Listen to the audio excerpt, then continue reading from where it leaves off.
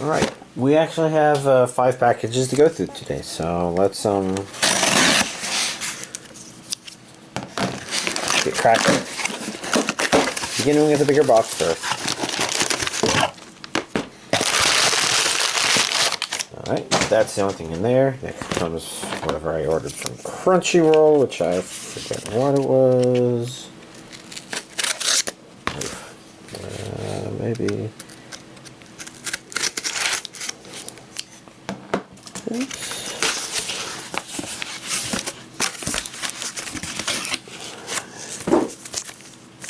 Oh, yes, of course. Duh. Got something ordered. I think this is legitimate. It was listed on that other thing, and I guess we'll have to make sure.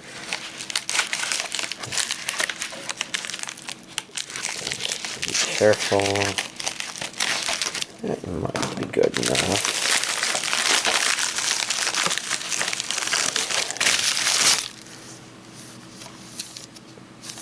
Definitely feels strange, but it could also be because it's not your normal distributor. I don't know.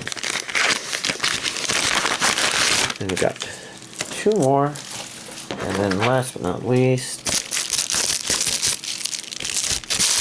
does anybody get this odd feeling I've been opening these packages for 15 years? I don't know what gives me that feeling. I don't know.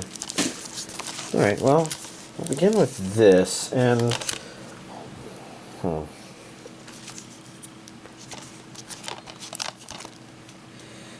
the fucking hell. This has happened before, where I've gotten something that smells like fucking lotion. This one was in the actual Amazon thing. God, my hands are a little lotiony or something. Now, I don't think this is somebody at their, like, doing that. I think probably there was a Amazon cart where they were putting together, like, 15 orders or something like that, and they spilled lotion. Amazon. Yeah, this is Slam Dunk, the first Slam Dunk on Blu-ray 4K, which I still don't have a way to play. So I guess that's how much of a collector I am. I think I'm gonna have to take this and put this aside, because that sucks. Because I like my slipcovers. I'm not sure if I remember what. Better be careful handling this, because my hand, I can still feel the lotion. That looks like normal Blu-ray there, and this is the 4K. So, yeah, there's an anime collected on Blu-ray 4K. The Returner, A Returner's Magic Should Be Special, Season 1. Taking a look, that's a region A and B, so our European friends can import. Japanese and English dub. Can he outclass his past? Let's see, that was covered in plastic, so it should be safe. Always nice when it's different underneath the slipcover. This one looks better as a cover, but this is definitely a nice, more artsy thing. What else can I remember about this show? It had neat moments. There's also something about it that was off. I can't remember what. Oh well. Maybe because it had a great premise, but it felt like it was slowing down and not exploring the premise itself enough. And I don't know that I can say that that's objectively it, but I kind of remember feeling that way.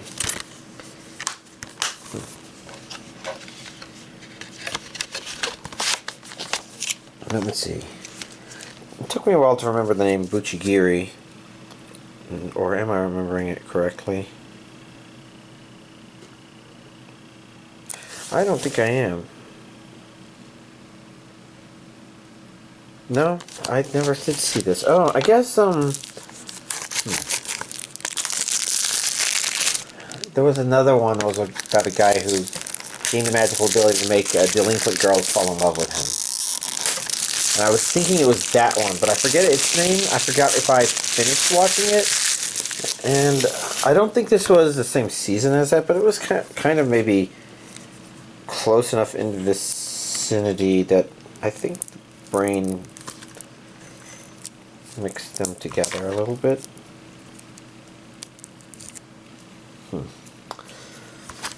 Well, okay, did I take a look? Regions A and B. It's not focusing. Come on, camera, focus. Because I see English and Japanese, so English audio, Japanese audio, subs English. You know, a nice, good, straightforward release.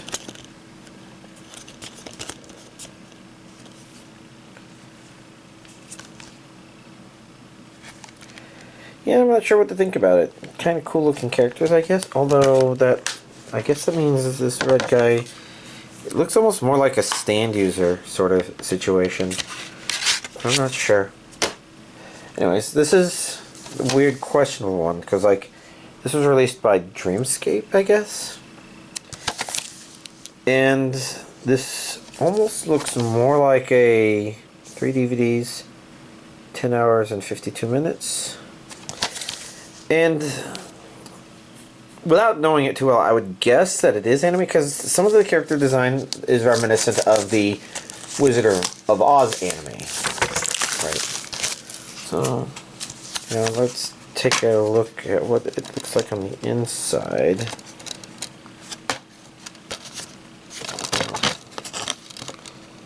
This plastic is detached a little bit.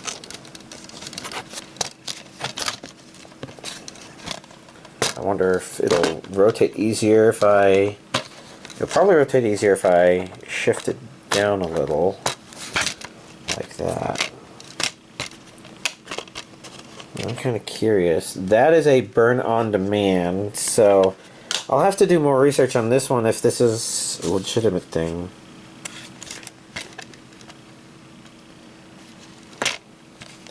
But it's very possible that, yeah, this is a burn on demand release as well. But intriguing. See, no slipcover. Okay, okay.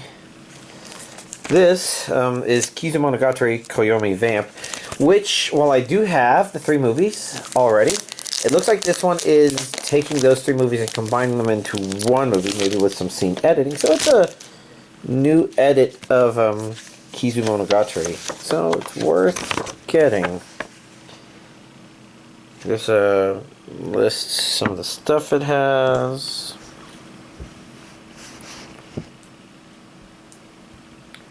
I think about it, it'd be weird if it was anything other than Japanese with English subtitles. English commentary subtitles. Bonus features. Good stuff. Let's take a look at the inside. Also the outside, but inside as well.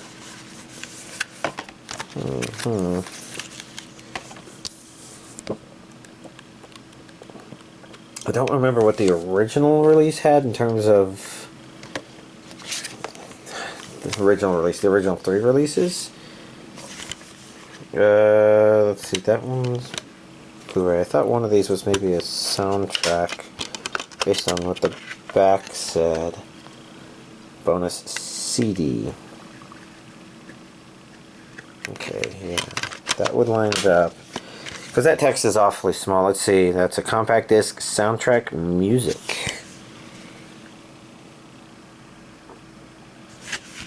And that's the actual thing itself.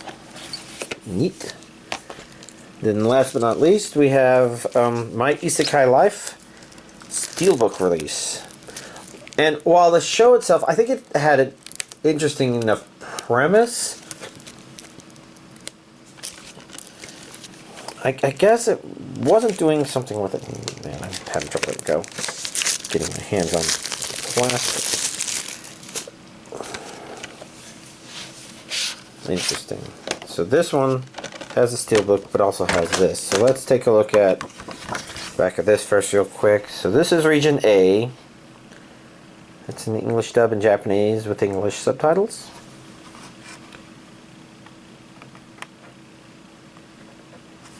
Two really, really big secrets. Let's see, this was the back.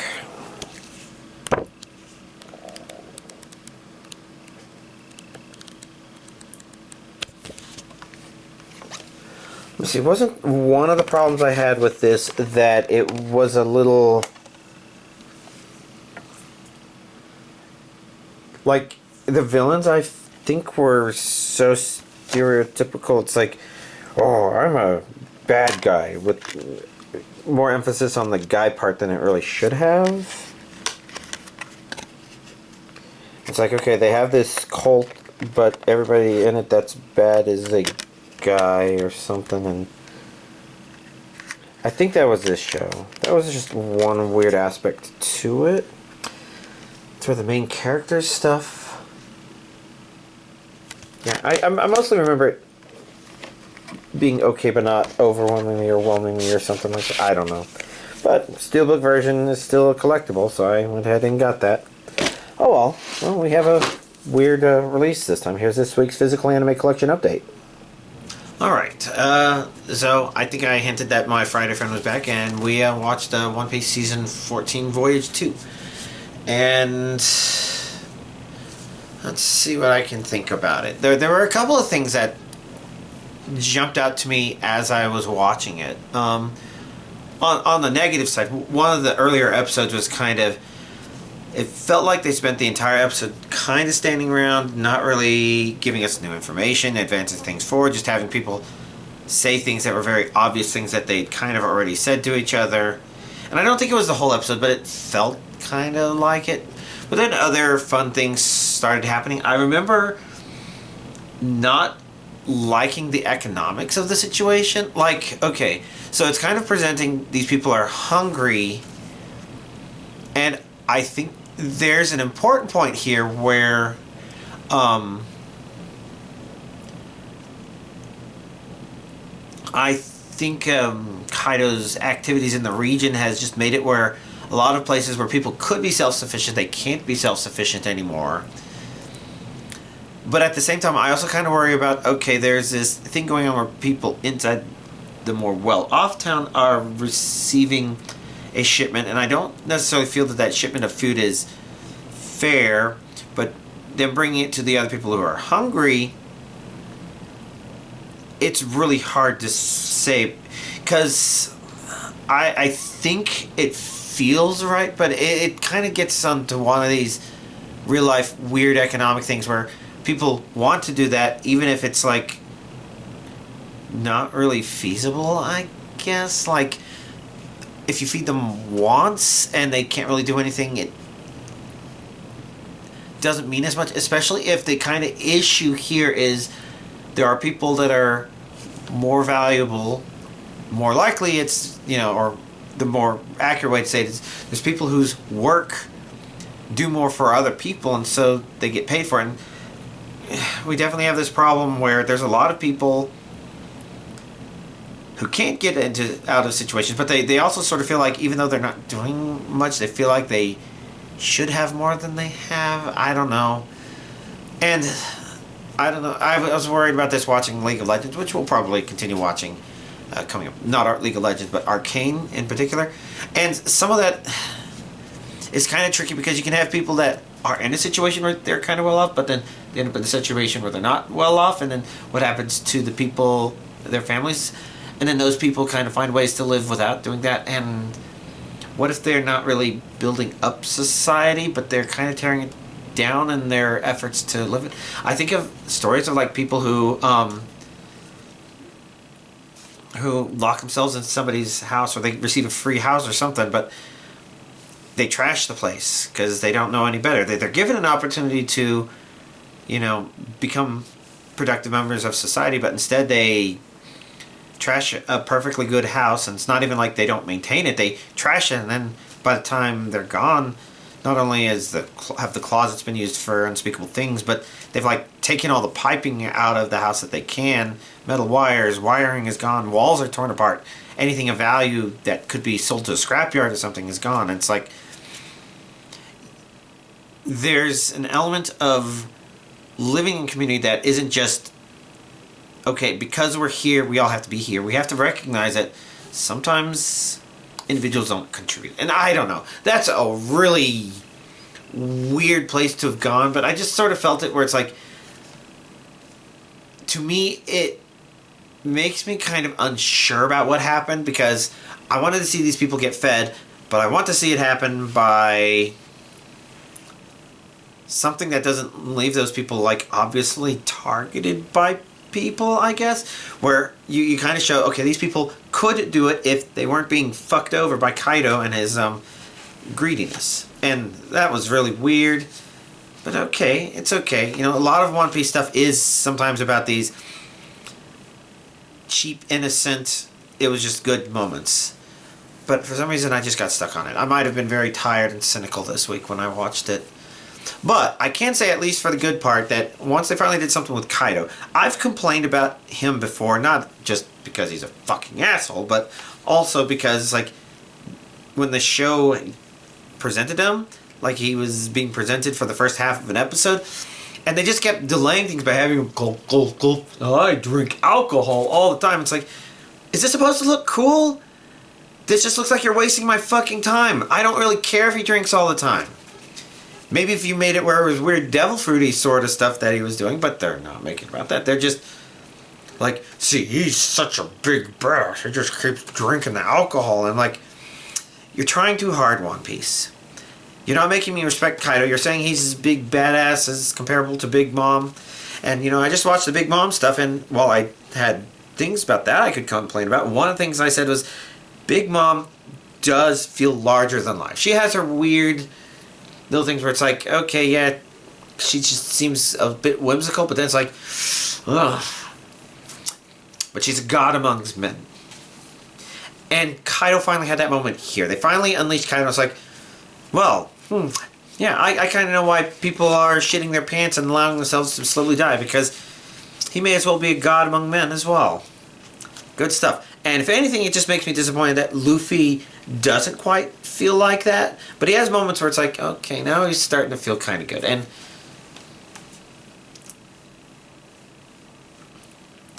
I don't know what to make all that. I can just say that it was really interesting that this is Voyage 2 of Season 14 that ended, and it's the end of Part 1 of this arc. Like, it had a clear end of Part 1. Presumably, Season 14, Voyage 3 will hopefully be continuation and not a complete side story that has absolutely nothing to do with anything we're watching. Which, this actually had one of those in it. And I appreciate the fact that it was only one episode long, and it was very strange. But there were interesting things about it. I wouldn't say here's an alternative version of Luffy that you've never seen before. It's like, I don't fucking care. I want to see the main world build up. But there were interesting things about it, and I would actually say the main highlight to me was the villain, because he acted in ways that were surprisingly different, refreshingly different. And I wouldn't say he was like a very compelling villain, but he was just, okay, if I had this one for one episode, that was actually pretty entertaining. Oh well. So, overall, I guess it was okay. And maybe some of that not being better than okay is my own cynicism, just kind of flaring up and saying, okay, he gave them food once. Are they just going to go back to starving again? Well, I know they're planning on not doing that, because they're going to eventually free all these people from Kaido, right? In some way, shape, or form. Right? I guess we'll have to see. But let's go on to stuff that's not stuck on... Oh yes, I kept thinking about that. It was a weird DVD. Possibly The Greatest Alchemist, Episode 8. What happened in this episode? There was some of that stuff. Oh yeah, I'm just trying to remember. I think we finally saw a little bit... Oh, okay, we saw a little bit of the king. We saw him starting to get that new girl up to speed. Maybe something with the Adventurers Guild. It's hard to remember. Yeah, it's hard to remember. You know, it's a show that I just kind of put on, and it's just kind of pleasant. I'm not sure that's necessarily great, but it's somehow kept my interest, I guess, for weird reasons, I guess. Magic Maker, Episode 7. Oh, we had a time jump here. And I had a little bit of a problem with the episode. It wasn't a huge time jump, but it was a notable one. But there's one problem I had with it where it's introducing a new mystery, an interesting thing, and it's given that feeling of, like magic has been in this world for these people all this time. They just, haven't had the mechanisms for being able to identify it. And I think we're being introduced to an illness version of that, or an illness thing related to that, which is, it looks like a malicious magic sort of thing. And a lot of that was interesting about this episode. But it's also kind of like, why is it taking so long for our MC to start realizing certain obvious things? Like that red aura in the sky that only you can see, that your dad can't see. Well, that fucking means that there's some fucking magic involved, dumbass. But, I don't know, that's frustration because the situation they're in is interesting. And it's an interesting show, but, I don't know. We'll have to see where this time jump arc is going. ReZero Starting Life in Another World, Season 3, Episode 61. It was an okay episode. Definitely an amusing problem with the Crunchyroll definition where it talked about What's-Her-Face fighting the Sin Archbishop of Lust. And it's like, nope. This was the Sin Archbishop of Wrath. I know that's hard to tell because, she's talking about love. Because every single member of the witches cult is always talking about love. And it's very intriguing and very interesting. And we got the history of one of the characters. It's not our main character, and it's an okay history. But given that the previous episode gave us a reveal that this one kind of repeated again, it does feel like a bit of an aside. But I would say overall it was pretty good. And I think we learned some more about a couple of characters, actually. So overall, good stuff. Is It Wrong to Try to Pick Up Girls in a Dungeon? Season 5, Episode 13. I guess it's okay stuff. My anger at this season is still waiting for the Freya Familia to get their comeuppance. But I guess one member of that Familia is like, yeah, I don't think we'll live much longer if people hate us this much. That's not exactly what he's thinking and why he's doing it. But, there's other people coming up and it's starting to turn into this thing that was looking interestingly one-sided. Now it's maybe not as much interesting things to see some characters do. But overall, I'm more curious to see where it's about to end.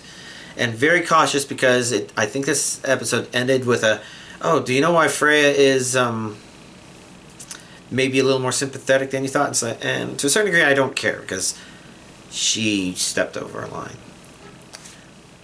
But, I've been angry about that for a couple of months now. Daily Life of a Middle-Aged Online Shopper in Another World, Episode 7. I guess it's interesting stuff happening. Huh.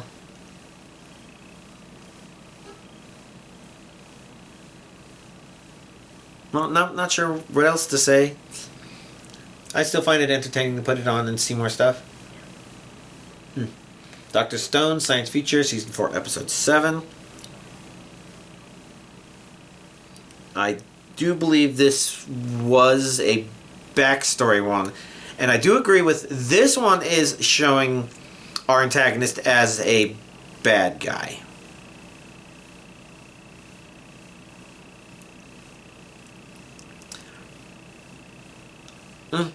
I guess we'll have to see where it goes from there. Because that's just all I have to say about that, I guess.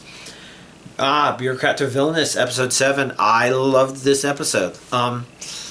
In particular, in this episode, they brought the Grace's father into the picture. And since our main character is... well, he's himself a father and an oldish man. He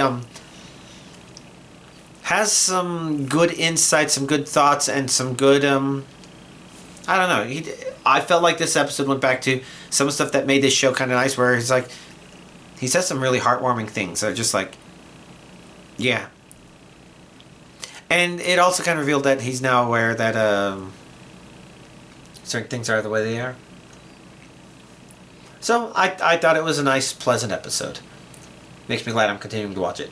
Meanwhile, Dragon Ball Daima, Episode 19. This was a really confusing episode. The main problem with it is it feels like it's a duplicate episode, kind of. What I mean is,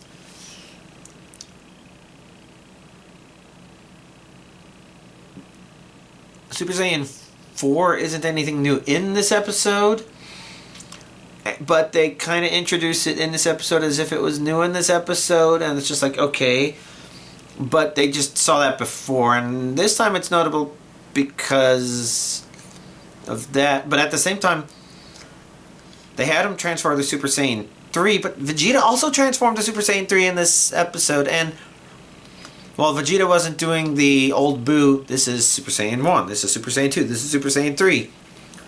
You know, that thing from the Boo arc, which was actually just a really fun moment when they revealed Super Saiyan 3, you know, they kind of did that again, and Goku did show off some, you know, good power doing that, and it's like, okay, this is something to feel. The only problem is I feel like Vegeta's already went Super Saiyan 3 earlier, and his was interesting because he was doing it in the middle of combat. And I don't remember it happening that way as much in the series. Maybe it's just the way it was animated, but it was really good. But it's felt like an episode that's repeated a fun moment from the Boo arc, and I think it was okay for that, but it was also repeating something from the previous episode, and also repeating something from the same episode, so it's just like really strange. It's also setting up for how this is probably going to finally end, but really weird episode. I don't know what else to think about it. Welcome to Japan, Miss Elf, episode 7. Was worried because this episode, like I mentioned, one of the things that makes this one kind of neat is, you know, they haven't really given us anything in the other world that's like, oh, okay, this is something for us to really hope for, but Miss Elf's time in Japan is great. So when it's more of that, it's great. In episode 7, it's like, okay, back to the other world where there is something developing, but how can we care about what's developing, I guess? I don't know. But I feel like it worked a little bit better than I was thinking it might. So, a decent episode 7, I guess. I guess I didn't watch the latest episode of Guild Receptionist Solo's Boss. Solo Leveling Season 2, Episode 20. I thought this was a pretty neat episode. Fun. Good setup. Since this season has had a lot more situations where our main character has been OP and not exactly like effortlessly winning a bunch of battles, but he knows what he's doing a lot more, and it feels like while he's challenged, the challenge is more like watching a veteran gamer play against a boss that they haven't played against before, and you know, they're just good enough at the game to figure it out as they go, even if they know the boss overwhelms them.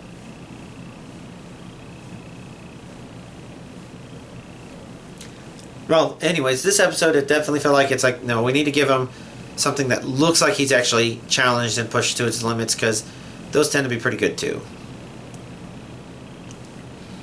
And they gave that, and they also gave some other interesting stuff, and I'm curious what's about to happen, because they do seem to be setting up maybe something for a much bigger season finale, which doesn't feel like it finished the show, but I could almost, I think I said this before, it almost feels like a season 3.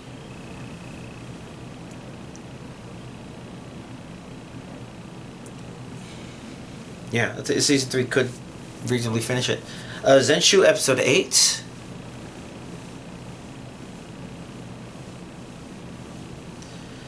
I feel like it's a pretty good episode. I feel like it's setting up more for what the show's supposed to be. Whereas the previous one kind of gave us some of the backstory that allows us to understand some of the important theming going on here. This episode is beginning to walk in the direction of theming, it feels like. So, I thought it was a good episode, and I don't know what else to say about it other than pretty good. Headhunted to Another World, from Sailorman to Big 4, episode 9. Episode 9, huh? I guess it means that stuff really is about to finish, and we're almost going to be at the next season of anime. But Headhunted to Another World, episode 9. I think a good follow-up to the previous episode. It I think it very successfully came back from what I felt was a little about the previous episode, I guess. I might have complained. I'm not sure if I really complained, but I did mention that there's certain aspects that felt a little on the nose, a little straightforward, but I thought this episode was a great follow-up to that. So, fun episode, and it looks like it's setting up for whatever season finale is going to be about.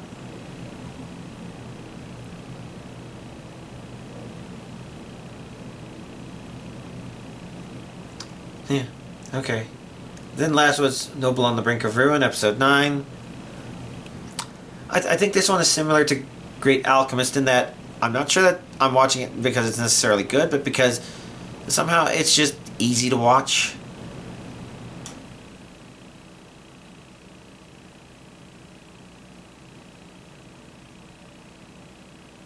Yeah. And it's an okay episode. I guess it established some okay stuff. And it's building stuff up. I guess that's why Alchemist is also nice, because it really does feel that even if they're not like the greatest story-wise, you do feel like they're about building stuff up. Good stuff. Do I have anything else to really talk about? Nothing that comes to mind. Can't even think if there's anything like video game related to talk about. You know, been enjoying 2v8 mode in Dead by Daylight. Not much else to say. So I guess I'll go ahead and wrap it up. Y'all, have a nice week.